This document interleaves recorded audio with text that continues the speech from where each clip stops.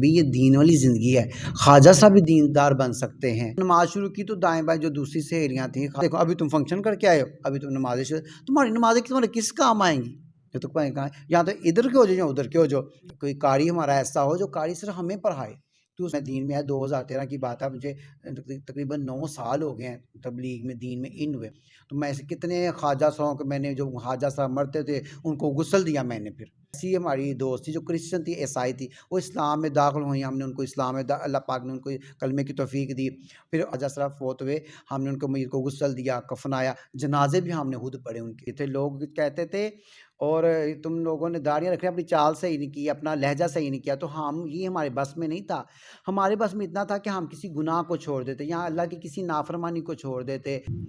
السلام علیکم ناظرین، آپ دیکھ رہے ہیں سوشل کلک اور میں ہوں آپ کی میزبان سائمہ شہزاد. آج آپ کی ملاقات کروائیں گے ایک بہت ہی اہم شخصیت سے.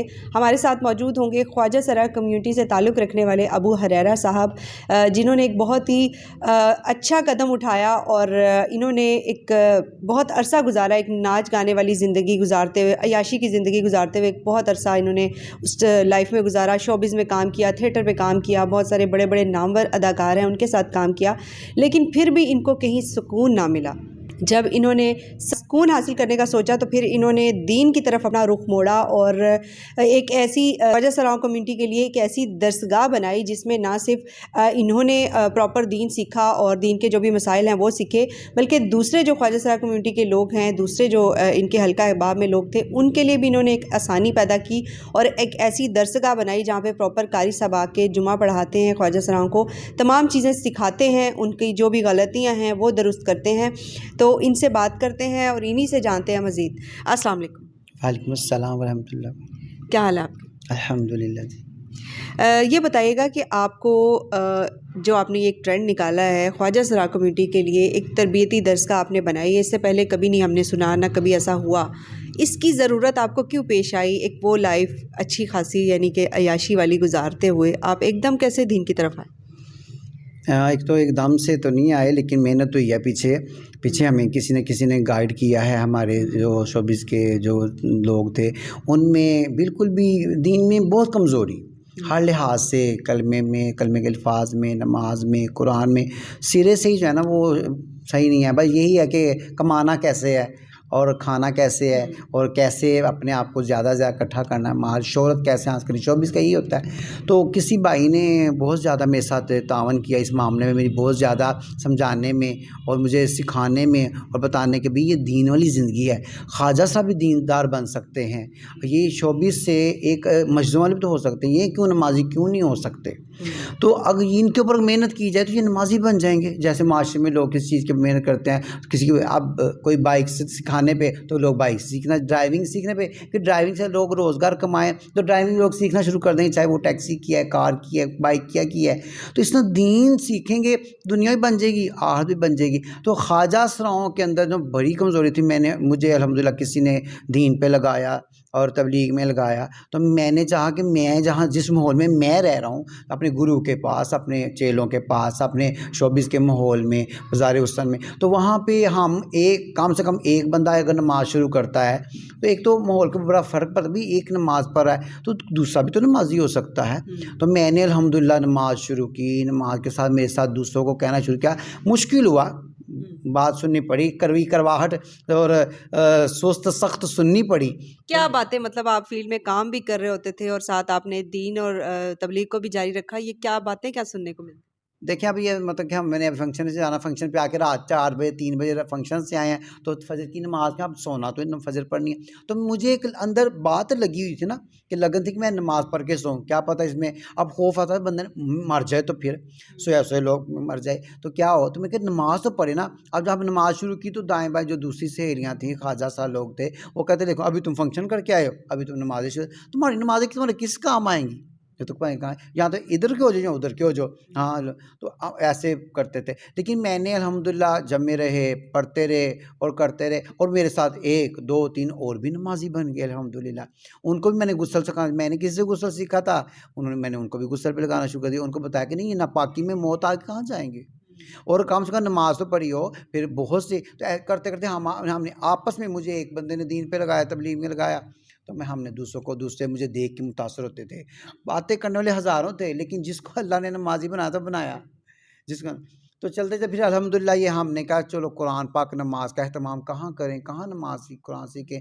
تو ظاہر مسجد مدرسوں سے تھوڑا سا ہوتا تھا کہ کیسے جائیں گے, کس قاری حضرات کیا کہیں گے, تم لوگ کیسے ہو, تمہاری حالتیں کیسی ہیں, ٹوپی پہن کے آؤ, بال کٹوا کے آؤ, لیڈیز باز اتار کے آؤ. تو اتارے کون؟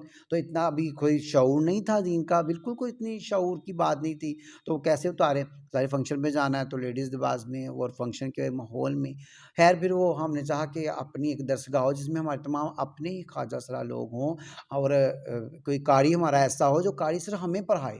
تو اس نے تو ہم نے نا علیحدہ سے ایک مکان کرائے پہ لے کر, اس میں میں نے ہمارے قاری تھے ایک بھائی بیل تھے, ان سے میں نے کہا بھائی ہمیں قرآن تو پڑھا دیا کرنا, آپ کی مہربانی, گھنٹہ پڑھا دو, گھنٹے پڑھا دو. ہمارے سارے خواجہ صاحب طبقے والے نماز قرآن لفظ جی ٹھیک نہیں ہے. تو انہوں نے کہنا جو میں ہم آپ کو ہدیہ دیں گے. ہے ان کی مہربانی, انہوں نے ہمیں پڑھانا شروع کیا. میں نے اپنا قرآن کے ناظرہ ٹھیک کیا اور میں نے پھر اپنا دین کے مسائل سیکھے. اس سے پہلے جب میں دین میں آیا 2013 کی بات ہے, مجھے تقریباً 9 سال ہو گئے ہیں تبلیغ میں, دین میں ان ہوئے. تو میں ایسے کتنے خواجہ صاحب کے میں نے جو خواجہ صاحب مرتے تھے ان کو غسل دیا میں نے پھر. اور کتنی ہماری ایسی ہماری دوست تھی جو کرسچن تھی, عیسائی تھی, وہ اسلام میں داخل ہوئی, ہم نے ان کو اسلام میں اللہ پاک نے ان کو کلمے کی توفیق دی. پھر ابھی کبھی کوئی ایسے مسلمان خواجہ صاحب فوت ہوئے, ہم نے ان کو میت کو غسل دیا, کفنایا, جنازے بھی ہم نے خود پڑھے ان کے, ایسا بھی ہوا. تو یہ درسگاہ کے ہونے کے باوجود کتنے خواجہ صاحب ہمارے پاس آتے ہیں, درسگاہ میں جمعہ پڑھتے ہیں, جمعے کا اہتمام ہوتا ہے. کوئی خواجہ صاحب کہیں بھی آئے تو اگر اس کی زندگی میں جمعہ ہی نہیں ہے, جمعے کی نماز ہی نہیں ہے, قرآن سیکھنے کے لیے کوئی جگہ ہی نہیں, تو ان کے لیے آسانی والا معاملہ اللہ نے کر دیا. تو ذریعہ اللہ نے مجھے بنا دیا کہ بھائی ہم نے درسگاہ بنا لی. پہلے رینٹ پہ رہے 2 سال, ہم رینٹ پہ رہے, پھر اللہ سبحانہ وتعالیٰ یہ دی, یہاں پہ ہم نے جمعہ بھی شروع کیا. جمعے کے لیے خواجہ سر آتے ہیں, ہر جمعے ماشاءاللہ آتے ہیں. آپ دیکھیے اس میں کیونکہ جمعے کے لیے خواجہ سر آتے ہیں, ہمارے مولوی صاحب وہاں ہوتے ہیں, وہاں پہ یہ خطبہ دیتے ہیں, اور ماشاءاللہ کتنے خواجہ سر آ کے جمعے کے اہتمام اور نماز کی رکعتیں سیکھتے ہیں کہ فجر کی نماز کے کیا فائدے ہیں, عشاء کی کتنی رکعتیں ہیں. اور کتنے خواجہ سر اور کمزور ہیں, ان کو نہیں دین کا پتہ. ماشاءاللہ ایک بڑا انہوں نے اچھا سٹیپ لیا ہے. ان کے صدقے اور بھی کئی جو خواجہ سرا ہیں ان کو اس لائن میں آنے میں آسانی پیدا ہو گئی ہے. یہ بتائیں کم و بیش اب تک کتنے خواجہ سرا آپ سے دین سیکھ کے جا چکے ہیں, اور کتنے جو ہیں وہ ابھی یہاں پر آتے ہیں؟ الحمدللہ یہ تو نہیں کہتے کہ پورا دین سیکھ کے گئے ہیں, پورا دین تو ہم نے بھی سیکھا, لیکن مطلب جو ان کی غلطیاں ہیں یا جو چھوٹے موٹے مسائل ہیں. جی بالکل, جو 24 گھنٹے کی زندگی ہے, کھانا کھانے کی دعا ہے, غسل کے طریقے ہیں, پاکیزہ کیسے رہنا ہے, طہارت کیا چیز ہے, اور نماز کے مسائل. اب تقریباً 100 سے زائد خواجہ سرا ہماری سیلی شعبے کے لوگ ہمارے پاس مدرسے میں اپنے دین سیکھ کے نماز صحیح کر کے گئے, قرآن کے الفاظ صحیح کر کے گئے, اور کتنی چیزیں مسائل سیکھے کہ بھی میں نے یہ کرنا ہے تو میں کیسے نماز پڑھوں, یہ کتنا کہیں بھی سفر کی نماز سیکھ کر گئے مسافر کے لیے کہ مسافر کی نماز کیا ہوتی ہے. تو بہت سے خواجہ آؤٹ آف سٹی سے بھی آتے ہیں, دوسرے شہروں سے آ کے رہتے ہیں. ہمارے پاس اوپر رہائش ہے, رہائش میں ہم آتے ہیں, ہم کو کہتے ہیں 6 مہینے رہو, سال رہو, اپنا نماز قرآن صحیح کرتے ہیں, اور ماشاءاللہ آ کے سیکھتے ہیں. اور اس کار خیر میں آپ کی ہیلپ کون کرتا ہے, کس طریقے سے نظام چلتا ہے, باقی جو اخراجات وغیرہ؟ اول تو یہ کہ ہمارا یہ کہ کرتا تو اللہ ہی ہے جب سارے انظام, کیونکہ دین اس کا ہے, ہم تو اس کے دین میں چلنے والے ہیں کہ اللہ پاک ہمیں اپنے دین پہ چلائی رکھے, اللہ پاک مسجد و مدرسوں کے ساتھ ہمارا اٹھک بیٹھک رکھے. تو کرتا تو اللہ ہی, تو دوست احباب ہیں کوئی, وہ کر دیتے ہیں, ہم نظام چلا لیتے ہیں. ہم نے کوئی گلہ کے لیے, کسی کے لیے چندہ کے لیے کبھی ریکویسٹ نہیں کی, نہ ہم نے کبھی ایسا کوئی معاملہ ہے, بس آ جاتا ہے ہم چلا لیتے ہیں. کچھ بھائیوں کو اللہ نے ذریعہ بنایا ہوا ہے, بس اتنا. یہ بتائیں کہ یہ جو طبقہ ہے اس کو بہت زیادہ تنقید کا بھی نشانہ بنایا جاتا ہے, لیکن جب آپ اس لائن پر آئے تو آپ کو لوگوں کی طرف سے یا لوگوں کے رویوں کی طرف سے کیا ریسپانس ملا؟ بڑا سخت رویے تھے لوگوں کے, مت پوچھیں, بہت سخت رویے تھے. لوگ کہتے تھے اور تم لوگوں نے داڑیاں رکھی, اپنی چال صحیح نہیں کی, اپنا لہجہ صحیح نہیں کیا. تو یہ ہمارے بس میں نہیں تھا. ہمارے بس میں اتنا تھا کہ ہم کسی گناہ کو چھوڑ دیتے, یا اللہ کی کسی نافرمانی کو چھوڑ دیتے.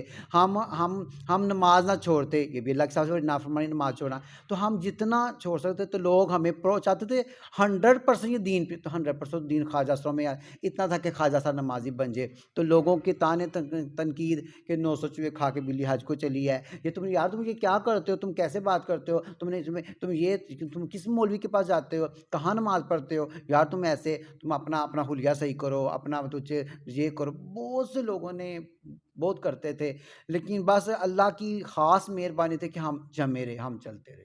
تو ایسے لوگوں کو آج کیا کہنا چاہیں گے؟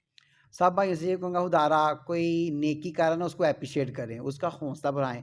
کوئی ایک نماز پڑھ کے ہے نا, وہ 4 نمازیں باقی بھی 5 نمازیں پڑھ سکتا ہے, وہ 5 نمازی بن سکتا ہے. اگر ایک پڑھ لی, ایک نماز کے اوپر اللہ یہ ڈانٹے گا نہیں, اللہ کچھ نہیں کہے گا, اللہ اس کو ویلکم کرتا ہے, اللہ اس کو مرحبا کہے گا. تو آپ سے بھائی کوئی ایک نیکی کرتا ہو, اس کی حوصلہ افزائی کریں.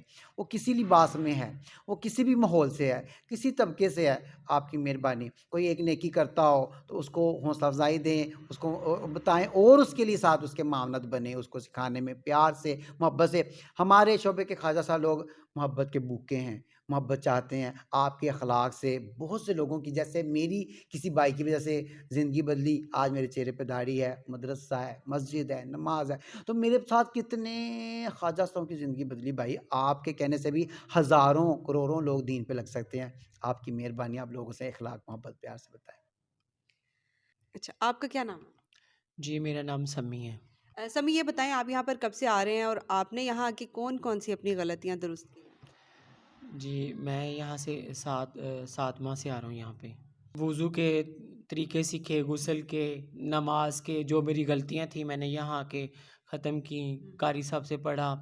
اگر جن کے ماں باپ نہیں ہیں, مطلب جن کے پیرنٹس نہیں ہیں, اگر وہ خواجہ سرا ہیں, تو اگر وہ کوئی بھی غلطی میں مبتلا ہیں تو ان کے پیرنٹس کو چاہیے کہ انہیں معاف کر دیں. معاف کرنا بہت بڑا جہاد ہے. جی ناظرین, ان سے بات کر کے بڑا اچھا لگا, اور جو انہوں نے ایک سکون حاصل کیا آج اپنی زندگی میں, نہ صرف سکون حاصل کر کے بیٹھے ہیں بلکہ ایک مقام بھی انہوں نے بنا لیا ہے. اور ہماری طرف سے بھی یہ پیغام ہے کہ ان لوگوں کی حوصلہ افزائی کرنی چاہیے, اور ان کے کار خیر میں اگر حصہ بھی ڈالیں تو بہت اچھا ہو جائے گا. ان کی مزید جو ہے اس ادارے کو, اس پروجیکٹ کو بڑھانے میں ان کو بھی مدد ملے گی. اپنا بہت سارا خیال رکھیے گا. اسی کے ساتھ ہمیں اجازت دیجیے. تھینک یو سو مچ. اللہ حافظ.